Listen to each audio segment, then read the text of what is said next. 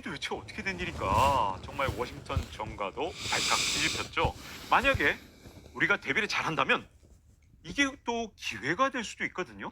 근데 만약에 대비를 지금처럼 전혀 안 하고 있다면 제가 보기에는 안 좋을 수도 있어요. 그래서 이게 좋은 일이 될 거냐 나쁜 일이 될 거냐는 어디까지나 우리의 대비에 달려 있기 때문에 미국 워싱턴의 정가를 지금 한번 깊이 파고 들어가 보겠습니다. 이 깜짝 놀랄 만한 소식, MSNBC에서 여론조사 결과가 나왔는데요. 아니, 그러자마자 온갖 재판이 회부됐는데 도널드 트럼프 대통령의 지지율이 웬걸? 아니, 59%이 공화당 내에서입니다. 이건 물론 59%가 나왔어요. 그래서 와, 이거 뭐 경선 해보나 마나 트럼프가 되는 건데? 이런 느낌이 드는 거죠. 그 이유가 뭐냐? 그 잘 나간다던 디센티스 같은 경우에 지지율이 22%에서 16%로 뚝 떨어졌고요. 이걸 다 트럼프 전 대통령이 흡수를 했습니다. 한때 이 비벡 라마스와미 이 사람이 뭐 좀 돌풍을 일으키나 했더니 지지율이 뚝 떨어졌잖아요.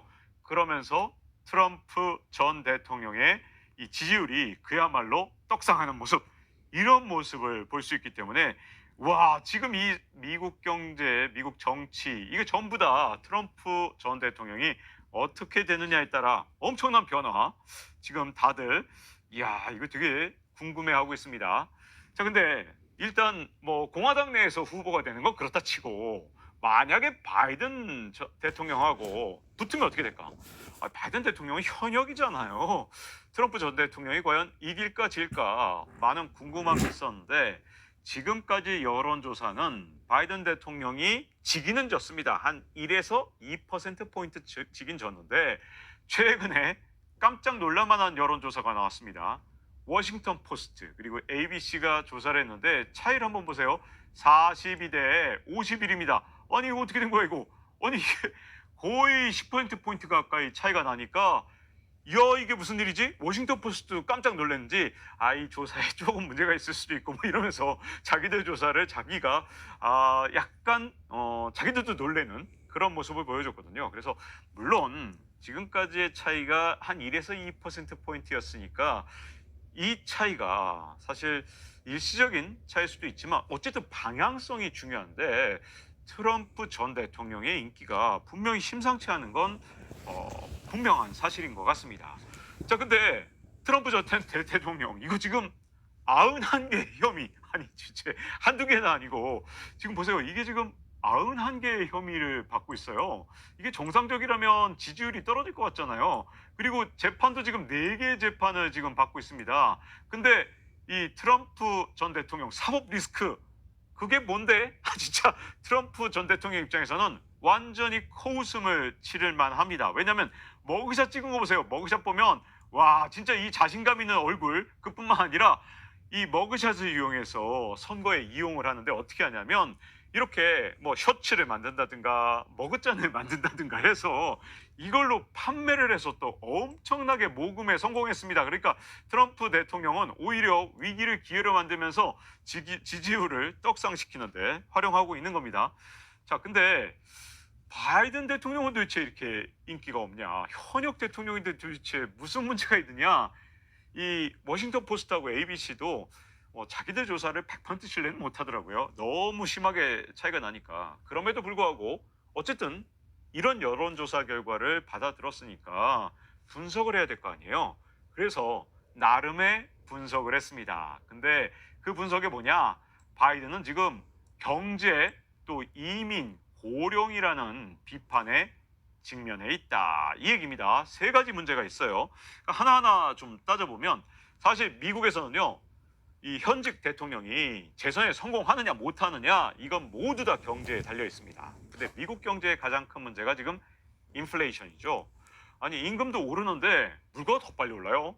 그러니까 진짜 못 살겠다 난리가 난 거죠. 그래서 지금 여기 있는 그림 있잖아요. UAW라는 게 있습니다. 이게 전미 자동차 이 노동조합인데 UAW에서 아니, 임금 말이야 지금 물가를 못 따라가잖아. 못 참겠다, 파업하자. 그래서 미국 역사상 자동차 3사가 동시에 파업한 건 처음인데 역대 처음으로 이 파업에 동참하는 분위기입니다. 그러니까 정말 미국의 근로자들이 화가 나 있는 상태다. 이렇게 볼 수 있죠. 자, 바이든 대통령이 직면한 경제 문제, 사실은 바이든 대통령 스스로가 자초했다라는 비판이 많거든요. 왜냐하면 많은 사람들이 걱정을 했어요. 왜냐하면 그러지 않아도 연준에서 돈을 엄청나게 풀었는데 재정 정책으로 더 돈을 풀면 바이든 대통령 당신 때문에 말이야. 이거 아무래도 물가가 더 오를 거란 말이야. 그래서 위험하다니까 자꾸 경고를 했는데 이걸 무시를 했죠. 이걸 누가 무시를 했냐?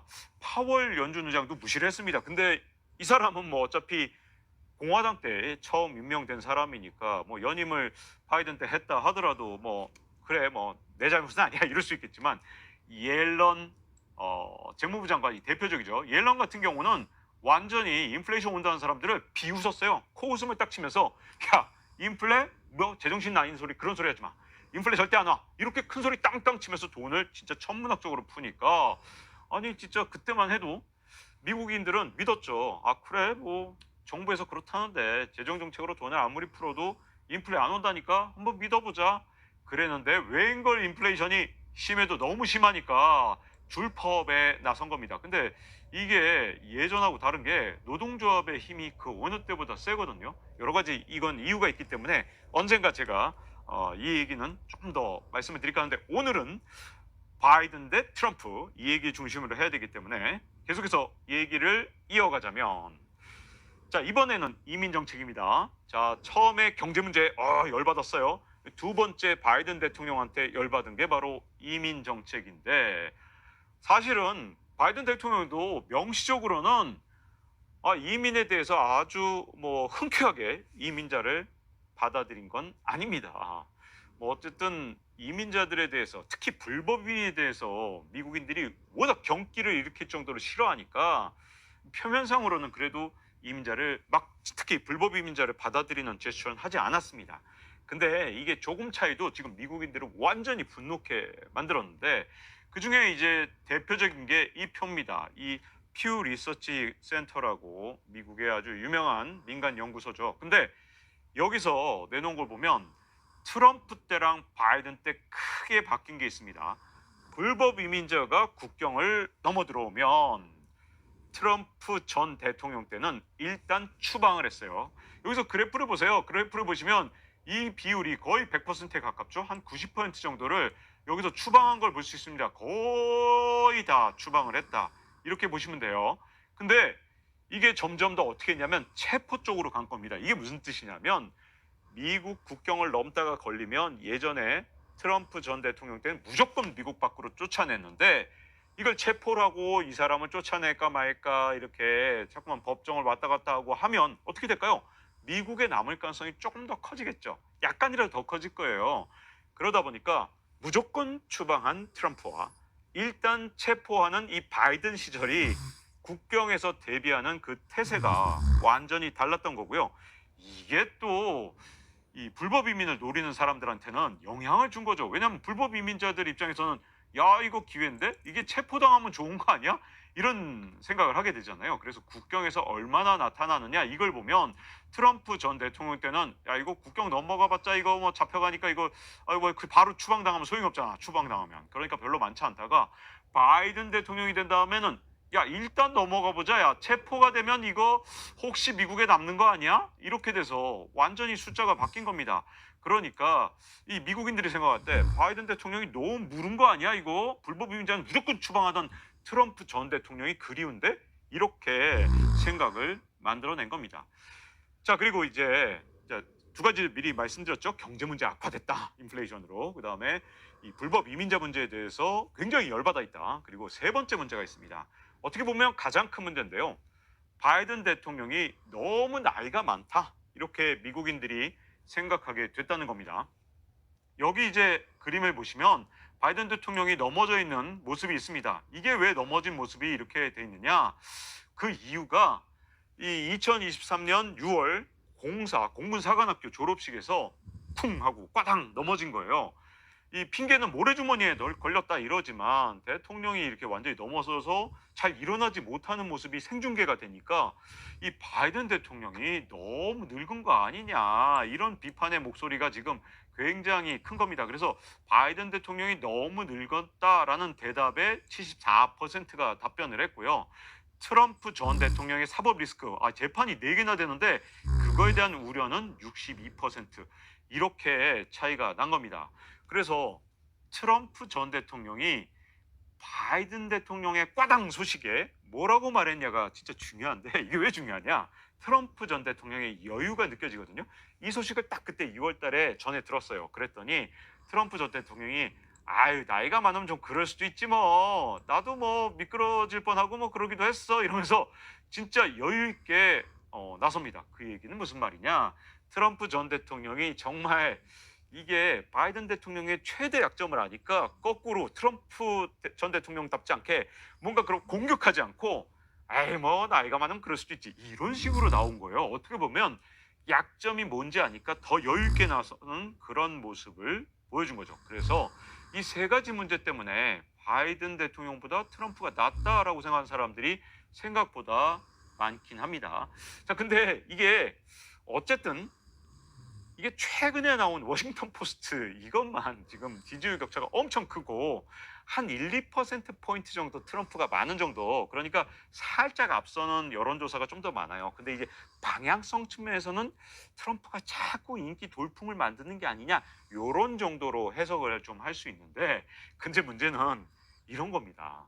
뉴욕타임스에서 쓴 건데 정말 역대급으로 두 명 모두 인기가 정말 없는 후보에 우리가 대선을 맞이할지도 모른다. 사실 미국인들 입장에서는 정말 좋은 후보 두 사람을 갖고 선거를 하면 얼마나 좋겠어요. 근데 역대급 비호감 선거라는 거예요. 그래서 이게 AP통신하고 NORC에서 나온 이 통계를 보면 얼마나 싫어하느냐 출마 반대 의견이 트럼프 전 대통령 절대로 낫지 않습니다. 62%. 바이든 대통령 52% 제발 출마 좀 하지 마라 이런 얘기들이 많아요. 그러니까 이 역대급 비호감 선거다. 그 안에서 야 진짜 누굴 뽑냐?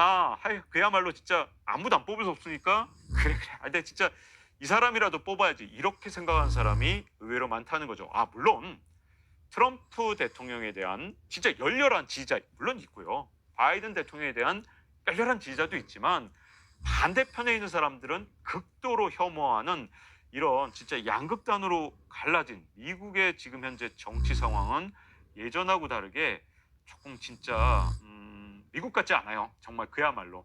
자, 근데 이런 말이 지금 워싱턴 정가에 있습니다. 뭐냐면 트럼프 프루프라는 그런 신조어가 나왔거든요.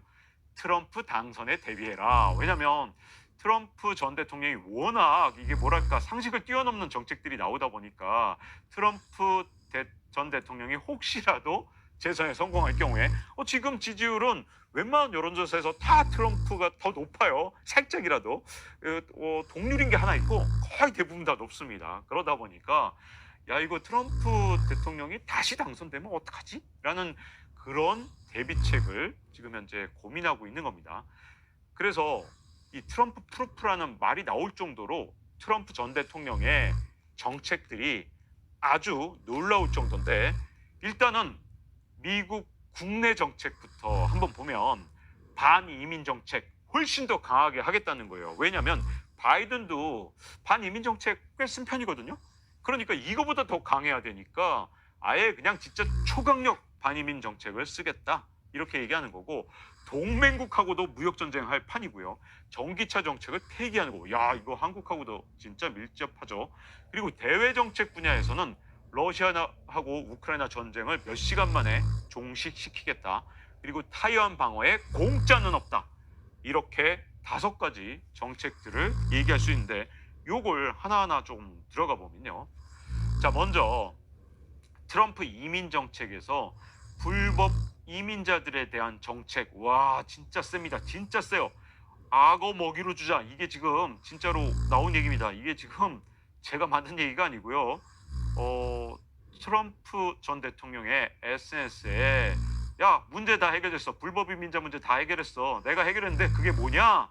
바로 이제 새로운 국경 수비는 이제 악어 먹이로 주면 돼. 와, 진짜 굉장히 세잖아요.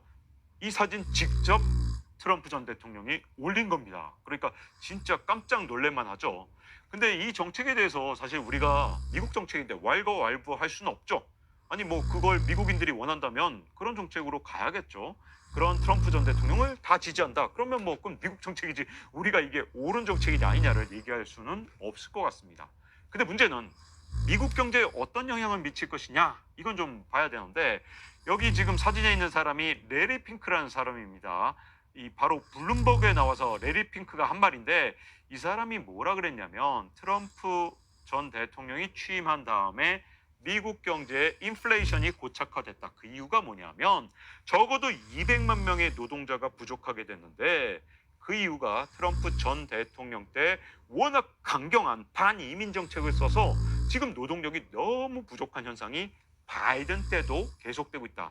이 인터뷰를 언제 했냐? 바이든 대통령 때 한 인터뷰예요.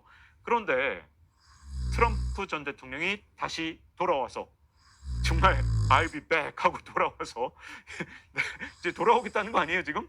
그런 다음에 만약에 더 초강력 반이민 정책을 쓴다 그러면 아마도 미국의 인건비는 더 오르게 될 겁니다. 그러지 않아도 지금 사람을 구하기가 힘든 미국에서 사람을 더 구하기가 힘들어지겠죠? 더군다나 요즘에 노조의 힘이 세진 이유 중에 하나가 사람을 못 구하니까 미국의 노조가 사실은 대공황 때 이후로는 계속해서 약해졌고 조금 셌을 때가 이제 1970년대에 미국의 노조가 좀 셌다가 레이건 대통령 때 미국의 노조가 완전히 와해됐거든요. 근데 레이건 대통령 이후로 가장 강력한 미국의 노조가 지금 현재 결성되거나 또는 힘을 모으고 있습니다. 왜? 이젠 사람이 부족하니까 기업이 끌려다니는 형국으로 바뀐 겁니다. 자, 이런 상황이다 보니까 지금 이제 미국에서 인건비 상승, 트럼프 전 대통령이 이제 한 3년 전에 이 정책을 썼을 때는 인건비 상승으로 가지 않았지만 지금은 노동력이 너무 부족해서 바로 인건비 상승으로 갈 가능성이 있죠. 아, 미국이야 뭐까짓 거 이게 경제에 큰 문제가 안 될 수도 있어요. 미국이란 나라는 인플레이션을 수출할 수 있는 나라거든요. 아, 금리 그까짓 거 좀 올리고 그 다음에 여러 가지 정책들 쓰면 남의 나라로 인플레이션을 떠넘길 수 있는 나라가 미국입니다. 근데 우리나라는 그렇게 되면 미국이 고금리를 유지하게 되고 그 과정에서 가뜩이나 돈 푸는 정책을 썼을 때 우리나라가 타격을 받을 수 있기 때문에 이게 미국 문제가 아니라 대한민국의 큰 문제가 될 수 있는 정책이 될 수 있는 거죠. 자, 그리고 또 하나는 트럼프 전 대통령이 뭘 또 공약으로 내세우고 있냐면 자, 모든 나라에 대해서 관세를 10% 매기겠다. 유니버설하게 매기겠다는 거예요. 자, 이게 무슨 문제를 만드느냐? 동맹국도 봐주지 않겠다는 거죠. 이렇게 되면 동맹국들은 가만히 있을까요? 보나마나 미국이 10%, 그럼 나도 10%. 그러면 미국이 그래? 그러면 나는 40%. 그래? 그럼 난 80%. 야, 이게 관세 전쟁입니다. 근데 인류 역사에서 이런 적이 한 번 있었어요. 그때가 언제냐? 대공황 때였는데 그때도 스무트 홀리 지금 사진에 나와 있는 이 두 사람입니다. 이때는 이 두 사람이 진짜 신나서 악수하고 있죠. 스무트 홀리법 만들고 야 우리가 미국에 애국했어 그러면서 막 신나서 악수하면서 막 미소도 짓고 그랬어요. 근데 이 두 사람이 이 스무트 홀리 이 두 사람이 문제는 2만여 개 수입품의 평균 59% 그리고 최고 40%의 관세를 물리니까 어떤 문제가 생겼느냐? 다른 나라가 가만히 있었을까요? 보복 관세를 물린 겁니다. 그래서 대공황이 전 세계로 확산되는데 이 두 분의 의원, 미국의 의원인데 이 두 분의 역할이 정말 컸다. 대공황이 전 세계로 확산되고 말았다. 왜? 보복 관세, 보복 관세, 다시 보복 관세. 이런 무역 전쟁을 일으켰다는 거죠. 그런데 그나마 이때는요. 인플레이션은 없었기 때문에 디플레 분위기였기 때문에 이렇게 보복 관세를 해도 인플레는 일어나지 않았습니다. 하지만 이번에는 이미 인플레이션이 굉장히 강력하게 자극을 받은 상태이기 때문에 이제 앞으로는 이런 보복 관세를 서로 하게 되면 이제 조달한 그러니까 수입품도 굉장히 가격이 오르는 거잖아요. 인플레이션에 이제 시달릴 가능성이 굉장히 커지거든요. 자, 그러면 아까 말씀드린 대로 한국이라는 나라는 진짜 비상인 게 인플레이션에 아주 취약합니다. 왜냐하면 가격을 전가할 수 있는 기업들이 없고요. 미국은 가격을 그래도 떠넘길 수 있는 기업들, 독과점 기업들 이런 것들이 있는데 우리나라는 다 가격 경쟁하는 기업들이라 인플레이션에 취약합니다. 더군다나 금리가 낮아지기가 힘들어요. 그러면 고금리가 계속된다는 얘기인데 우리나라는 금리가 곧 낮아질 것처럼 정책들을 썼죠. 한국은행은 정책 금리를 미국하고 엄청나게 벌어지게 지금 놔두고 있는 상태고 더군다나 올해부터는 막 대출을 이 정부 차원에서도 장려하고 막 50년 만기 대출까지 은행들이 내놓으면서 그야말로